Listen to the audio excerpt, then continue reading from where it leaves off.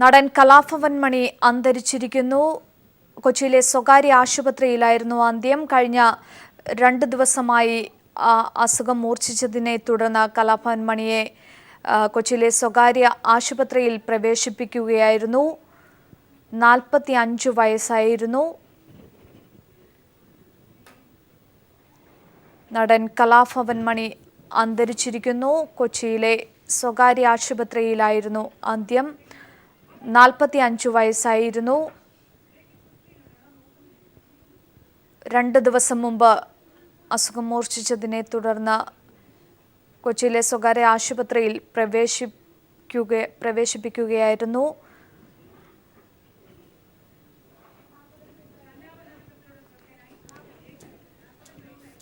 സലാപം എന്ന ചിത്രത്തിലൂടെ സിനിമാ ലോകത്തേക്ക് കടന്നു വന്നു. ശ്രദ്ധേയനായി. ഹാസ്യ നടനായും രംഗത്തെത്തിയിട്ടുണ്ട്. തമിഴിലും തെലുങ്കിലും ശ്രദ്ധേയമായ വേഷങ്ങൾ അവതരിപ്പിച്ചു.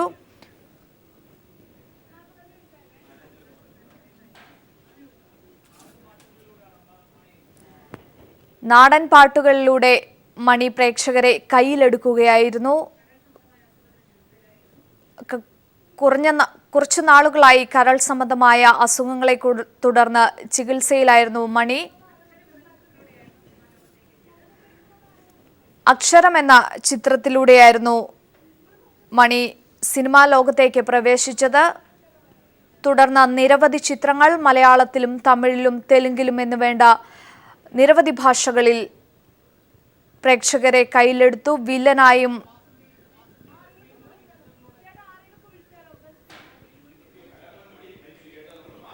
വില്ലനായും നായകനായുമൊക്കെ പ്രേക്ഷകരെ കയ്യിലെടുത്തു.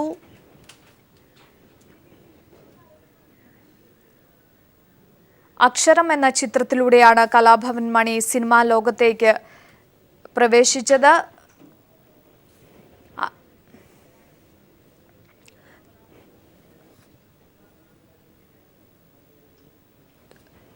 ദൃശ്യത്തിന്റെ തമിഴ് പതിപ്പ് പാപനാശത്തിലും ശ്രദ്ധേയമായ വേഷം. അതായിരുന്നു കലാഭവൻ മണിയുടെ അവസാന ചിത്രം.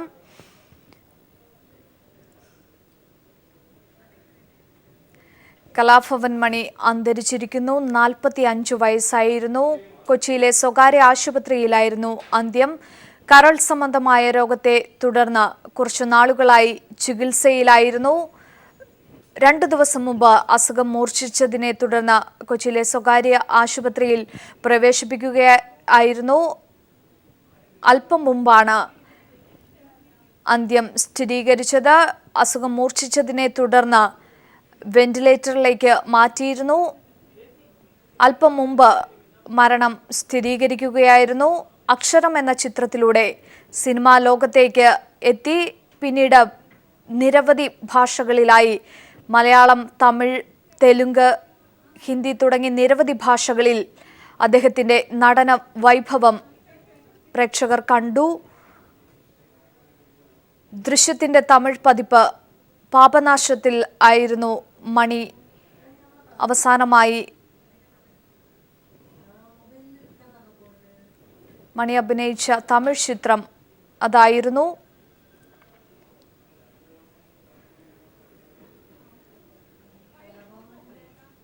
നാടൻ ശീലുകളിലൂടെ പ്രേക്ഷകരെ കയ്യിലെടുത്തു.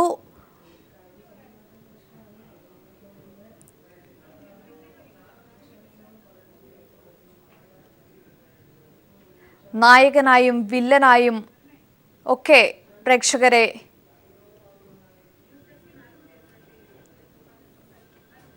ഇപ്പോൾ ന്യൂസ് ഡെസ്കിൽ നിന്നും അരുൺ ചേരുകയാണ്. അരുൺ, അല്പം മുമ്പാണ് നടൻ കലാഭവൻ മണി അന്തരിച്ച വാർത്തകൾ പുറത്തു വരുന്നത്. എന്താണ് മറ്റു വിവരങ്ങൾ? അഞ്ജു, തീരെ അപ്രതീക്ഷിതമായ ഒരു വാർത്ത എന്ന് തന്നെ നമുക്ക് ഇതിനെ സ്വാഭാവികമായും വിശേഷിപ്പിക്കാം. കാരണം മലയാളത്തെ ഇത്രത്തോളം ചിരിപ്പിച്ച ഒരു ഹാസ്യ നടൻ എന്നതിനപ്പുറം അടിസ്ഥാന വർഗത്തിന്റെ സ്വാഭാവികമായ മേഖലകളിൽ നിന്ന് ഉയർന്നു വന്ന ഒരു നടൻ എന്നുകൂടി മലയാളികൾക്ക് നിസ്സംശയം വിശേഷിപ്പിക്കാവുന്ന ഒരു അഭിനയ പ്രതിഭയായിരുന്നു കലാഭവൻ മണി. ആ നിലയ്ക്ക് കൂടിയാണ് അദ്ദേഹത്തെ വിശേഷിപ്പിക്കേണ്ടത്. എന്തായാലും അദ്ദേഹത്തെ 2 ദിവസമായി ആശുപത്രിയിൽ പ്രവേശിപ്പിച്ചിരിക്കുകയായിരുന്നു. അപ്രതീക്ഷിതമായ ഒരു അന്ത്യമാണ് നിലവിൽ സംഭവിച്ചിരിക്കുന്നത്. മലയാള സിനിമയ്ക്ക് തികച്ചും നഷ്ടം എന്ന് തന്നെ പറയാവുന്ന, അടിവരയിട്ട് പറയാവുന്ന ഒരു മരണ വാർത്ത കൂടിയാണ് ഏറ്റവും ഒടുവിലായി നമുക്ക് മുന്നിൽ കിട്ടുന്നത്.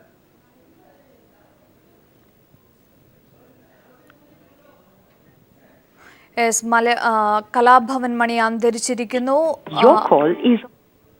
45 വയസ്സായിരുന്നു. അല്പം മുമ്പ് കൊച്ചിയിലെ സ്വകാര്യ ആശുപത്രിയിലായിരുന്നു അന്ത്യം.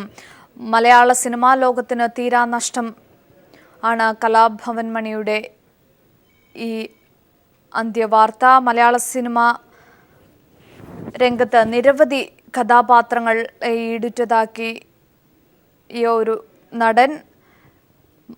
മലയാളം, തമിഴ്, തെലുങ്ക് മുതലായ മറ്റ് തെന്നിന്ത്യൻ ഭാഷാ സിനിമകളിലും അദ്ദേഹം സജീവമായിരുന്നു.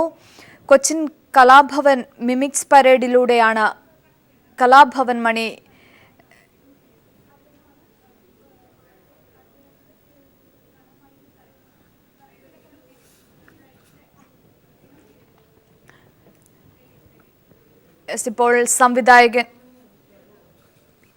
ഇപ്പോൾ തിരക്കഥാകൃത്ത് വിനു കിരിയത്ത് നമ്മോടൊപ്പം ചേരുകയാണ്.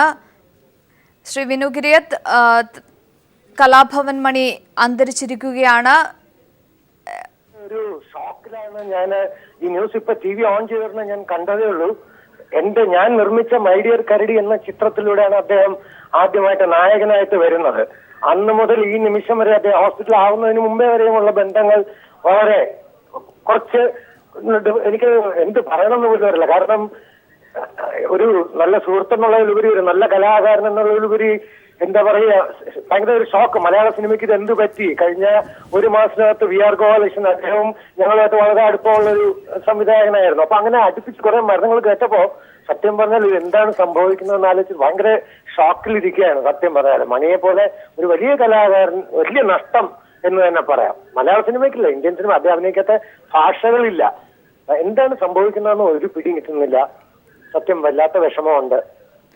താങ്കളുടെ ചിത്രം മൈ ഡിയർ കരടിയിലും അദ്ദേഹം ശ്രദ്ധേയമായൊരു കഥാപാത്രം അവതരിപ്പിച്ചു. ആ നിമിഷങ്ങൾ അതായിരുന്നു ആദ്യം റിലീസ് ചെയ്ത ചിത്രം. അദ്ദേഹം നായകനായിട്ട് ആദ്യമായി റിലീസ് ചെയ്ത ചിത്രം മൈ ഡിയർ കരടി ആയിരുന്നു. ഇപ്പോൾ സാർ ദയവായി തുടരുക. ഇപ്പോൾ ജഗദീഷ് കൂടി നമ്മോടൊപ്പം ചേരുകയാണ്. ശ്രീ ജഗദീഷ്, കലാഭവൻ മണി വിടവാങ്ങിയിരിക്കുകയാണ്. എങ്ങനെ ഓർക്കുന്നു അദ്ദേഹത്തെ? മണി ആദ്യമായിട്ട് എന്നോടൊപ്പം അഭിനയിക്കുന്നത് കാതിലൊരു കിന്നാരം എന്ന് പറയുന്ന ചിത്രത്തിലാണ്. അത് സല്ലാപത്തിന് മുമ്പായിരുന്നു. സല്ലാപമാണ് മണിക്കൊരു നല്ല ബ്രേക്ക് നൽകിയത്. പക്ഷെ കാതിലൊരു കിന്നാരം എന്ന ചിത്രത്തിലൊരു ചെറിയ വേഷത്തിൽ തന്നെ വളരെ നല്ല അഭിനയം. അന്ന് തന്നെ നമ്മുടെ സംവിധായകൻ മോഹൻ കുപ്ലേരി ഉൾപ്പെടെയുള്ളവർ പറഞ്ഞിരുന്നു ഇദ്ദേഹം ഒരു വലിയ നടനായി തീരുമെന്ന്. ആ ചിത്രത്തിലെ പെർഫോമൻസ് കണ്ടപ്പോൾ തന്നെ പറഞ്ഞിരുന്നു. അത് ശരിയായി. പിന്നെ വളരെ തിരക്കുള്ള നടനായി മാറി.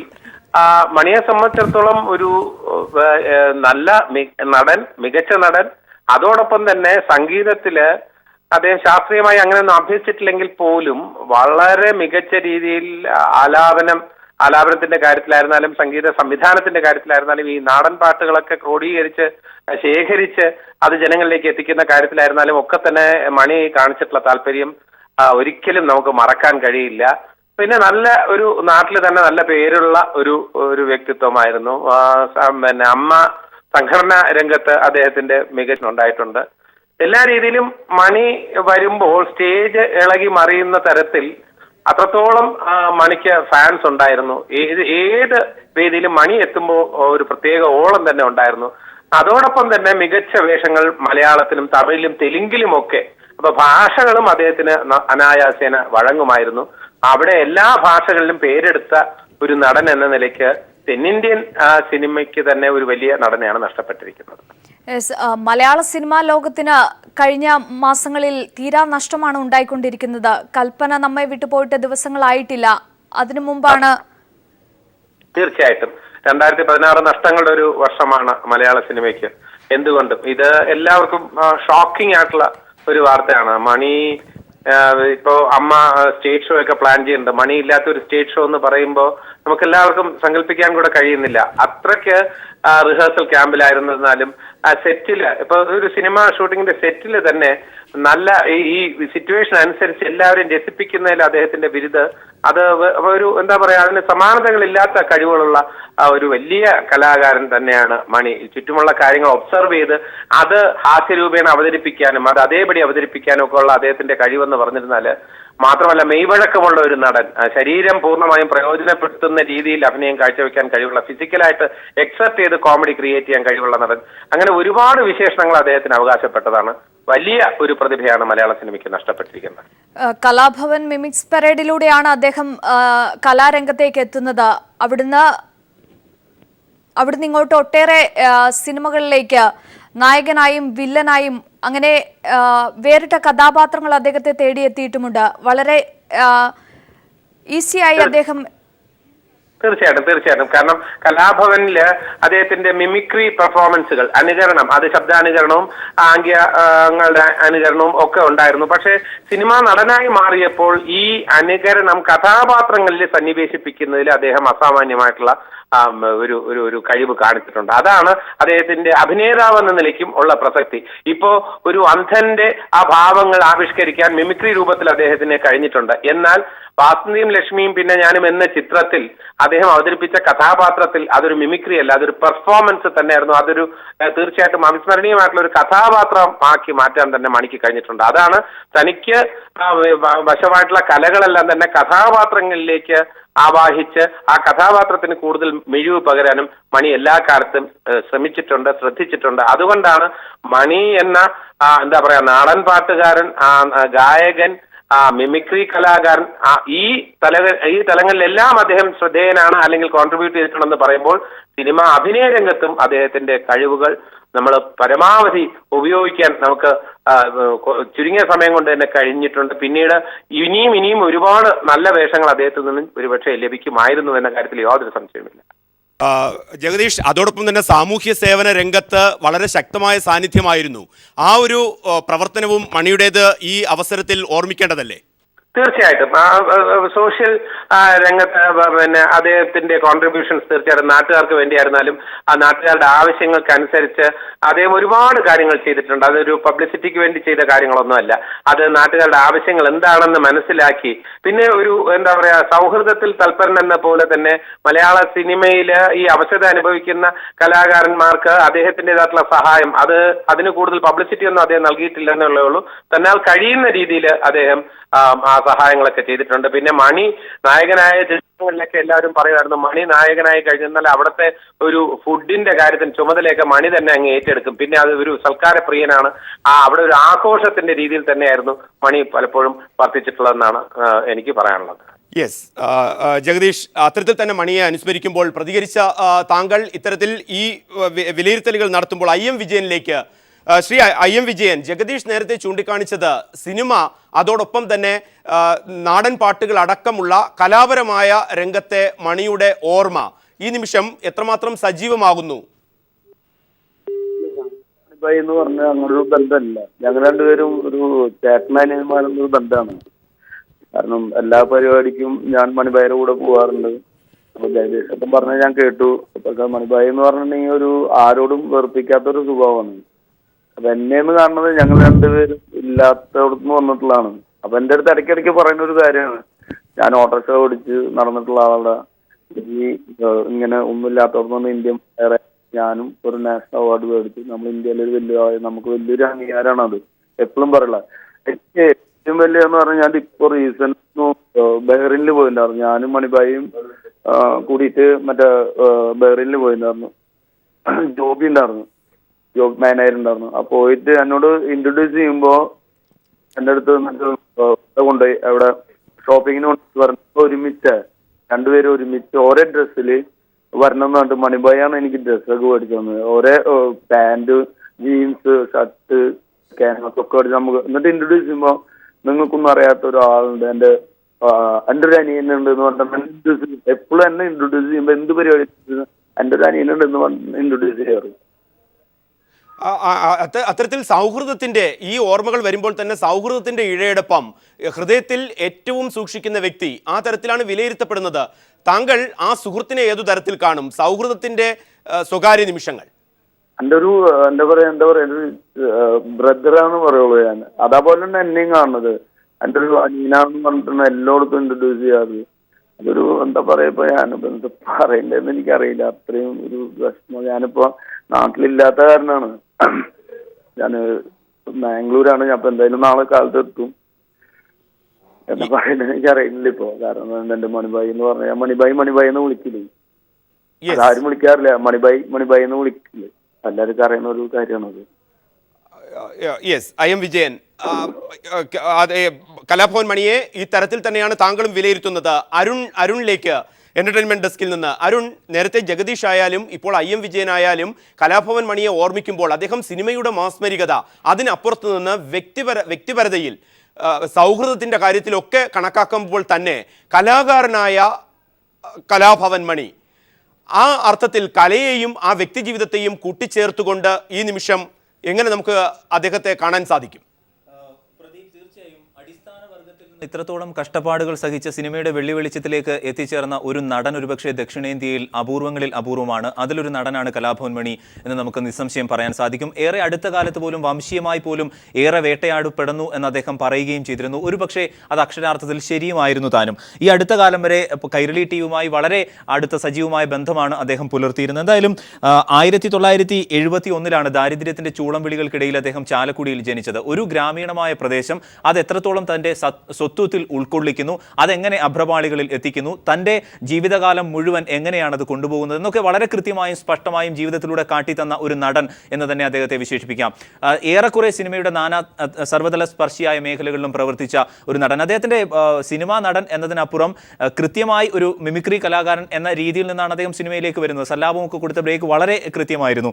അതിനുമപ്പുറം നാടൻ പാട്ടുകളെ, ഒരു കാലഘട്ടത്തിൽ അന്യമായി നിന്ന നാടൻ പാട്ടുകളെ കൃത്യമായി അദ്ദേഹം മുഖ്യധാരയിലേക്ക് കൊണ്ടുവന്നത്. അത് അദ്ദേഹം കൃത്യമായി പറഞ്ഞിട്ടുണ്ട്. തൻ്റെ കണ്ണീരും ഉപ്പും വിയർപ്പുമാണ് ആ പാട്ടുകളിലൂടെ ഉണ്ടായിരുന്നത് എന്ന.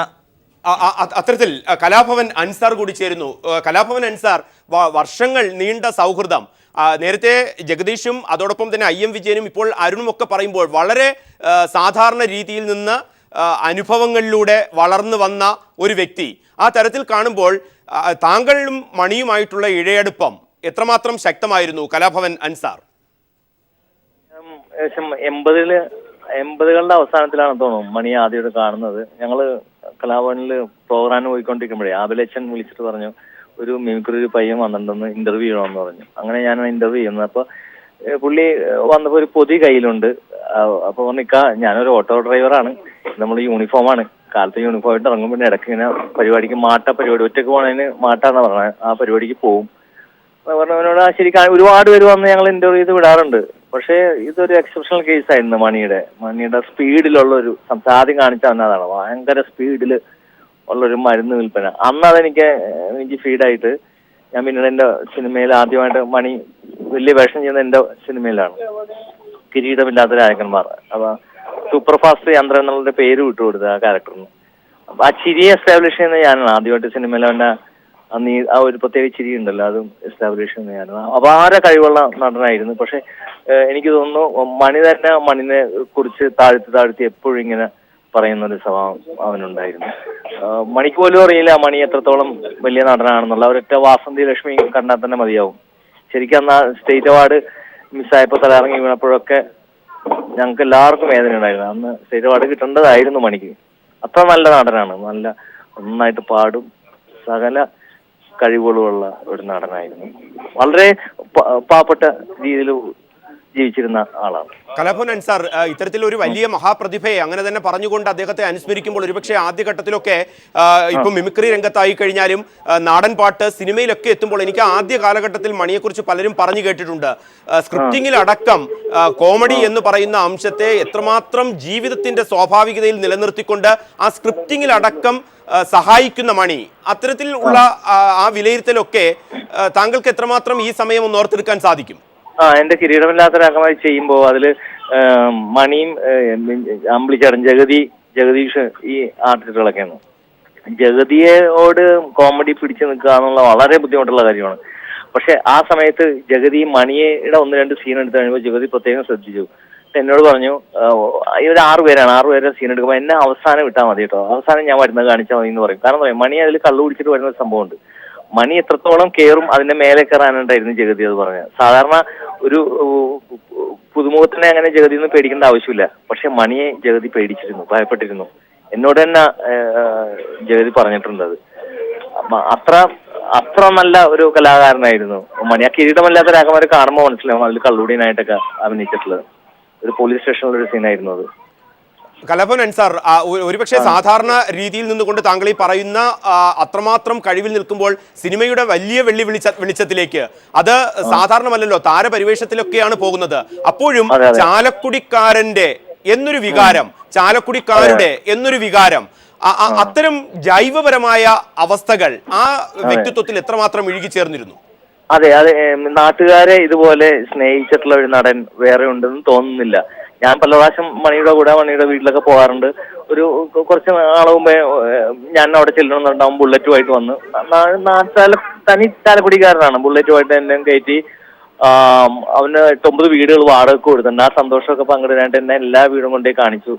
എന്ന് പറഞ്ഞു എൻ്റെ അച്ഛൻ പണ്ട് ഈ പറമ്പിലായിരുന്നു തെങ്ങാറാനൊക്കെ പോകുമ്പോൾ അച്ഛൻ അവഹേളിച്ചിട്ടുണ്ട്. ആ പറമ്പ് ഞാനിങ്ങോട്ട് വാങ്ങിച്ചിക്ക, ഈ പറമ്പ് ഞാൻ വാങ്ങിച്ചാണെന്ന് കൊണ്ട് കുറെ കൂട്ടുകാർക്കും ഭക്ഷണമൊക്കെ വെച്ച് നൽകുന്ന ഒരു സ്വഭാവമൊക്കെ അവനുണ്ടായിരുന്നു. ഇഴുകിച്ചേർന്ന്, നാടുമായിട്ട് ഇഴുകിച്ചേർന്ന് ജീവിച്ച ഒരാളായിരുന്നു. ഇന്നുള്ള പ്രമുഖരായ പല നടന്മാരെക്കാളും നല്ല നടനാണ് മണി എന്ന് എനിക്ക് പലപ്പോഴും തോന്നിയിട്ടുണ്ട്. ഞാൻ അവന്റെ പല സുഹൃത്തുക്കളുമായിട്ട് അത് പറഞ്ഞിട്ടുമുണ്ട് ഞാൻ. ഈ ഘട്ടത്തിൽ തന്നെ അദ്ദേഹത്തിന്റെ സാമൂഹിക ബോധം അല്ലെങ്കിൽ ജനിച്ച മണ്ണിനോടുള്ള കൂറ്, അത് ഹൃദയത്തിൽ സൂക്ഷിക്കുന്ന ആർജവത്വം, അതാണ് താങ്കൾ ഓർത്തെടുക്കുന്നത്. നന്ദി കലാഭവൻ അൻസാർ പ്രതികരിച്ചതിന്, അനുസ്മരണത്തിന്. ധന്യരാമൻ കൂടി ചേരുന്നു. ധന്യ, ആക്ടിവിസം ഇപ്പോൾ കലാഭവൻ അൻസാർ അത്തരത്തിലാണ് പറയുന്നത്. ചാലക്കുടിക്കാരുടെ, സാധാരണക്കാരുടെ, സുഹൃത്തുക്കളുടെ ഒക്കെ തലങ്ങളിൽ താഴ്ന്നിറങ്ങി വന്ന് പ്രവർത്തിക്കുക, അവർക്കൊപ്പം പ്രവർത്തിക്കുക. സാമൂഹ്യ ബോധം മണിയിൽ എത്രമാത്രം വളരെ ശക്തമായിരുന്നു ഒരു സിനിമാക്കാരനുപരി. ധന്യ ഏതു തരത്തിൽ കാണുന്നു ആ പ്രവർത്തനത്തെ?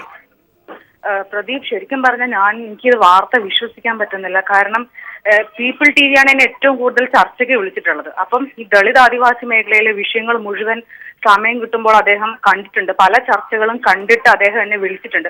പല നടന്മാരും വിളിക്കാറുണ്ട്, സുരേഷ് ഗോപി, ബിനു അടിമാലി, ഭാഗ്യലക്ഷ്മി ചേച്ചി, കലാഭവൻ മണിച്ചേട്ടൻ. അപ്പൊ ഇതിലൊക്കെ ഏറ്റവും കൂടുതൽ ഉള്ളു തട്ടി ഞാൻ ചെയ്യുന്ന കാര്യങ്ങളെ ഏറ്റവും കൂടുതൽ എന്നെ മാനസികമായി പിന്തുണച്ച അല്ലെങ്കിൽ അതിനെ പ്രോത്സാഹിപ്പിച്ച ഒരു വ്യക്തിയാണ് കലാഭവൻ മണിച്ചേട്ടൻ. അപ്പോൾ എൻ്റെ അടുത്ത് പറഞ്ഞിട്ടുണ്ട്, പിന്നെ ഞങ്ങളിപ്പം കുട്ടികൾക്ക് വേണ്ടിയിട്ട് ഈ ഒരു വിദ്യാഭ്യാസ പദ്ധതി ഞങ്ങൾ തുടങ്ങിയിട്ടുണ്ട്. ഊരുകളിലും കോളനികളിലുള്ള ഞങ്ങളുടെ കുട്ടികൾക്ക് ഉന്നത വിദ്യാഭ്യാസം കിട്ടാനായിട്ട്. അപ്പൊ അദ്ദേഹത്തിന്റെ നാട്ടിലുള്ള ചാലക്കുടിയിലെ ഊരുകളിലും കോളനികളിലുമുള്ള കുട്ടികളിലേക്ക് കൂടി ഈ പദ്ധതി വ്യാപിപ്പിക്കണമെന്ന് എന്നോട് ആവശ്യപ്പെട്ടിരുന്നു. അപ്പോൾ ഞാനും എൻ്റെ സുഹൃത്തുക്കളും കൂടി തൃശ്ശൂരിലേക്ക് വരാം, ചാലക്കുടിക്ക് ഞങ്ങൾ വരാം എന്ന് പറഞ്ഞിരിക്കുകയായിരുന്നു. ഇപ്പൊ വളരെ ഒരു ദളിത് വിഭാഗത്തു നിന്നുള്ള ഒരാള് സിനിമയിൽ ഉയർന്നു വന്നതിൽ ഞങ്ങൾക്ക് അതിയായ സന്തോഷമുണ്ട്. അതിൽ ഞങ്ങളെല്ലാം പ്രതിനിധീകരിക്കുന്ന, സിനിമയിൽ ഞങ്ങളുടെ ഒരു പ്രതിനിധി തന്നെയാണ് മണിച്ചേട്ടൻ എന്ന് പറയുന്നത്.